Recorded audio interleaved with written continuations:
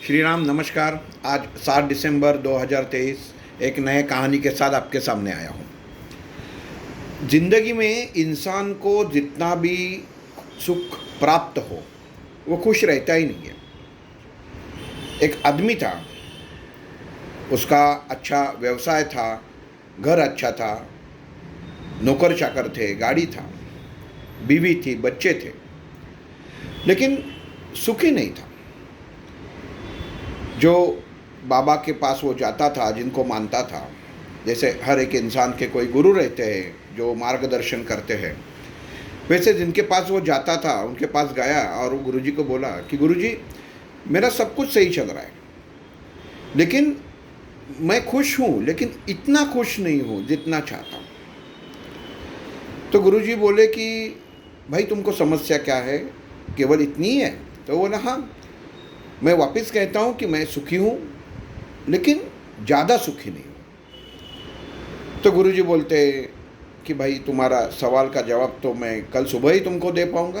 तब ऐसा करो, कल सुबह ये आश्रम के पीछे जो नदी है वहाँ पे सुबह तुम आ जाओ। व्यापारी सोचता है ठीक है, गुरुजी के ऊपर भरोसा था। दूसरे दिन सुबह रात भर सोचता रहा कि गुरुजी नदी के किनारे जाके मुझे क्या बताने वाले हैं। दूसरे दिन सुबह उठता है, जाके देखता है कि गुरुजी नदी के किनारे ध्यान लगा के बैठे हुए हैं और बाजू में एक बाल्टी और एक मग रखा हुआ है। उसके मन में सवाल आता है कि ये तो मुझे ठंडे पानी से नहाने के लिए तो नहीं बोलेंगे, लेकिन गुरुजी के ऊपर श्रद्धा थी तो ज़्यादा बात सोचा नहीं उसने, वहाँ पे जाके खड़ा हो गया। जैसे गुरुजी का ध्यान खत्म हो गया तो उन्होंने कहा कि बेटा तुम आ गए, चलो मैं तुम्हारे सवाल का जवाब देता हूँ। तो तुम एक बार मुझे वापस तुम्हारा सवाल बताओ। तो वो वही वापस बताता है कि मैं ज़िंदगी में खुश हूँ, लेकिन ज़्यादा खुश नहीं। तो बोलता ठीक है, चलो एक काम करो, ये मग से ये नदी का जो पानी, बहता पानी है, ये बाल्टी में भरना शुरू कर दो और जब तक मैं बोलता नहीं कि रुको तब तक तुम भरते रहना। तो व्यापारी बोलता है लेकिन आप मेरे सवाल का जवाब देने वाले थे, उसका क्या? वो बोला वही देने की मैं कोशिश कर रहा हूँ। व्यापारी का विश्वास था गुरु के प्रति, वो महाराज के प्रति, तो उसने जैसे स्वामी जी ने कहा करना चालू कर दिया। मग से पानी लेता था, बाल्टी में भरता था। कुछ समय में बाल्टी भर गई, लेकिन गुरुजी ने कहा था जब तक मैं नहीं कहूँ तब तक रुकना नहीं। वो भरता रहे, बाल्टी तो भर गई थी, पानी डाल रहा है, पानी बाहर गिर रहा है, पानी डाल रहा है, पानी बाहर गिर रहा है। थोड़ी देर में उसका मन की अवस्था बेचैन होने लगी, डिस्टर्ब होने लगा मेंटली। तो गुरुजी को पूछा कि गुरुजी ये बादली तो पहले से भरी हुई है, तो और आप पानी डालने के लिए बोल रहे हैं, तो ये यहाँ पे पानी वो मैं जो बाद में डाल रहा हूँ रुक नहीं रहा है, वो ऊपर के ऊपर ही निकल जा रहा है। तो गुरुजी बोलते हैं कि बेटा तुम्हारा यही तो सवाल का जवाब है कि ये जो बाल्टी में जो पहले पानी था वो तुम्हारा सब सुख है।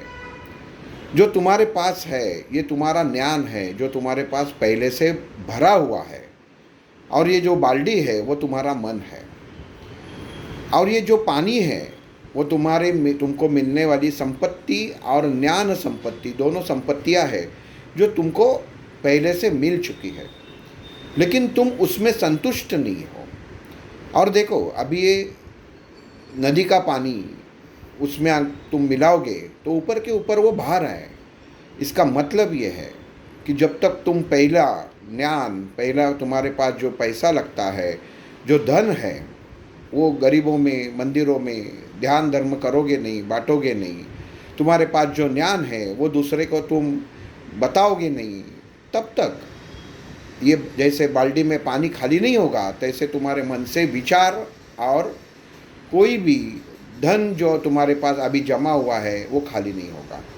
और बेटा ये ईश्वर का, नेचर का, निसर्ग का नियम है कि कुछ भरने के लिए कुछ खाली होना बहुत ज़रूरी रहता है।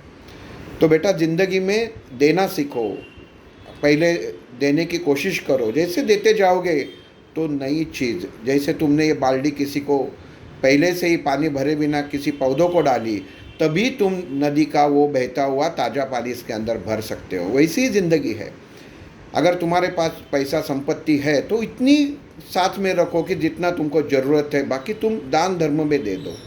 क्योंकि ज़्यादा कोई भी चीज़ अगर ज़्यादा हो, खाना भी अनाज हम लोग ज़्यादा पकाते हैं तो ज़्यादा रख देते हैं, रात को बचा हुआ रहता है, तो दूसरे दिन उसको बास आने लगता है। तो हमेशा ये चीज़ याद रखनी चाहिए कि हम लोगों को उतना ही स्वीकार करना चाहिए, हम लोगों को उतना ही कमाना चाहिए जितनी हम लोगों को ज़रूरत है।